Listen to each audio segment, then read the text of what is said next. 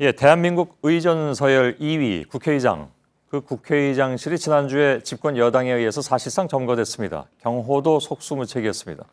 정세균 의장이 정치 중립에 어긋나는 개회설을 했다는 것이 이제 그 이유였는데 이틀 만에 국회는 정상으로 돌아왔지만 저희는 이 사태를 다시 좀 따져보기로 했습니다. 오대영 기자가 나와 있는데요. 제가 사실상 점거라는 표현을 썼는데 맞습니까? 네, 점거로 봐야 되겠습니다. 국회의장실에 들어가려면 사전에 약속을 하거나 비서실을 통해야 되는데 그런 과정이 부족했던 것이고요. 예. 그래서 경호원이 제지했음에도 불구하고 속수무책이었다. 그래서 정상적으로 볼 수 없다. 이게 한 국회의장, 전직 국회의장 측의 전언이었습니다. 예. 이렇게 뭐랄까요, 좀 낯뜨거운 장면들이 많이 나왔는데 이걸 모든 국민들이 봐야 했던 이유, 그러니까 정치 중립을 어겼다는 것 아니었습니까? 그렇습니다. 이 부분은 아직도 좀 팽팽한 것 같습니다. 네, 지난주에 새누리당이 정세균 국회의장의 사퇴 결의안 추진하면서 이런 내용을 주장했는데 국회법에 국회의장의 정치적 중립 의무를 명백히 규정하고 있다라고 주장을 했습니다. 이에 대해서 정세균 의장이 오늘 페이스북에 중립 의무에 대한 직접적인 조항이 없다라고 반박을 했는데 예. 국회는 정상화됐지만 이 쟁점 여전히 살아 있습니다. 그렇군요. 국회의장이 중립을 지켜야 한다는 것은 뭐 당연한 것으로 들리긴 하는데 지금 문제는 중립 의무를 국회법 20조에 의해서 이제 강제하고 있느냐, 네. 아니냐, 즉 그 조항을 어겼느냐의 여부잖아요. 네, 맞습니다. 예. 국회법이 어떻게 되어 있는지를 정확히 한번 보겠습니다.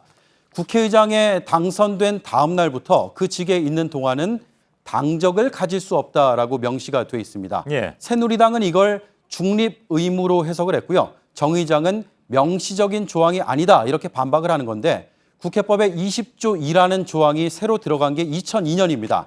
당시의 상황을 취재했는데 그해 3월 7일 개정법에는 국회의장의 중립성을 보장하기 위하여라고 이유를 밝히고 있습니다. 예. 중립성 보장이라는 표현이 눈에 띕니다. 예. 의무가 아니라 보장이라고 돼 있다는 얘기인가요, 그러니까? 그렇습니다. 당시 국회의장은 정권에서 추진하는 법안을 직권상정 등을 통해서 추진하고 처리하는 데 일방적으로 도와주는 듯한 역할만 한다고 해서 비판을 많이 받던 시기였습니다. 예. 그러니까 심하게는 뭐 허수아비 국회의장이라는 표현도 그때 썼던 걸로 기억을 합니다. 그렇습니다. 당시에 여당 소속의 이만섭 의장이 김대중 정권의 영향력에서 벗어나서 중립성을 강화하자는 취지로 이걸 추진했고요.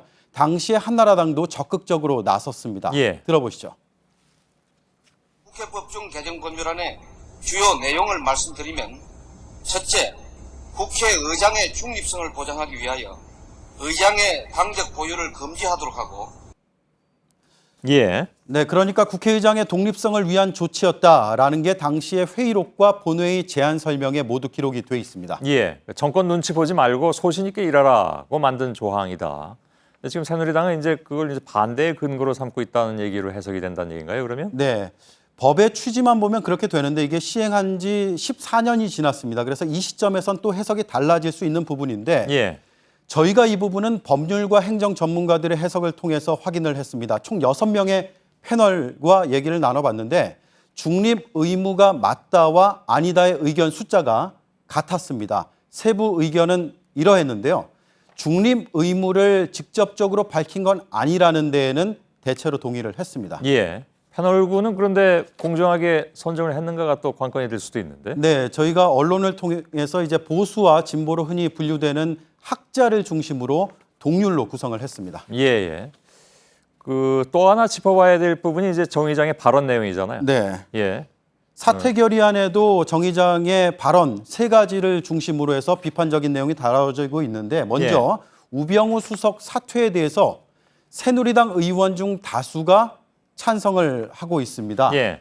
그리고 사드 공론화는 여당 내에서도 서로 다른 목소리가 이렇게 나오고 있죠. 예. 공수처 신설, 이건 2012년 당론으로 반대를 명확히 한 상태입니다. 그러니까 우수석과 사드 문제는 새누리당 내부에서조차 의견이 아직 통일됐다고 말할 수는 없기 때문에 이걸 두고 야당 편향적이라고 할 수는 없는 상황이고요. 예. 저희가 취재한 법률 전문가들도 편향적이다 2명, 편향적이지 않다 4명으로 후자가 더 많았습니다. 아, 그런가요? 네, 예. 세부 내용을 좀 전해드리면 김승대 부산대학교 법학전문대학원 교수는 한쪽의 입장을 지지하는 듯한 개회사로 의장 직분에 어긋난다라고 밝혔지만 예. 반대로 장영수 고려대 법학전문대학원 교수는 의견 제시는 직접적인 권한 행사가 아니고 직무 범위에 벗어난 것이 아니다. 이렇게 반박을 했습니다. 예.